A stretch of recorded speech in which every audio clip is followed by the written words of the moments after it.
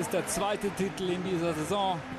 Den dritten wollen sie sich am Mittwoch holen. Los Campeones.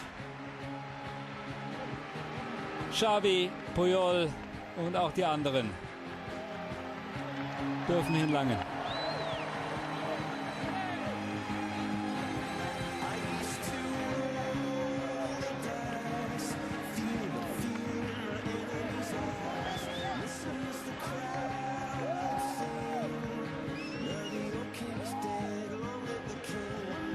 Sie haben beide Pokale dabei, den Copa del Rey und den Meisterpokal. Und es geht auf eine Ehrenrunde durch das Estadio Nou Camp.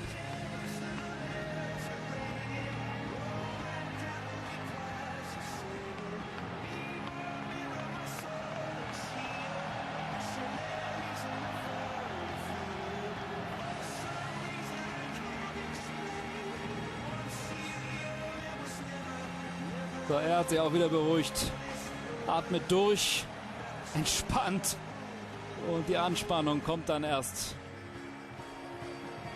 ja, vielleicht, wenn er später ins Bett geht und an Mittwoch denkt.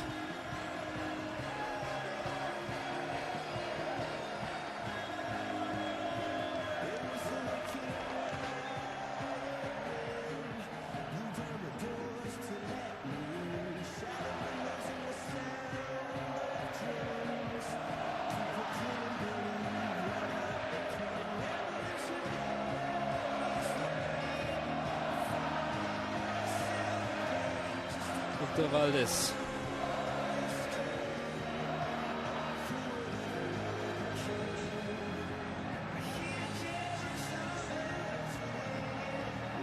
Das ist ein bisschen gebremster Jubel, ist doch klar. Letzte Woche schon mathematisch die Meisterschaft unter Dach und Fach gebracht und faktisch ja vor einigen Wochen mit diesem 6:2 in Madrid. Da war die Freude aus tiefster Seele. Und ganz überschäumend.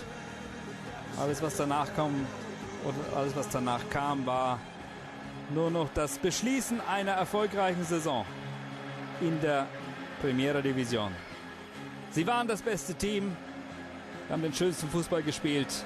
Alles andere als die 19. Meisterschaft für den FC Barcelona wäre nicht im Sinne des Fußballgottes gewesen. Und das wissen sie und das feiern sie.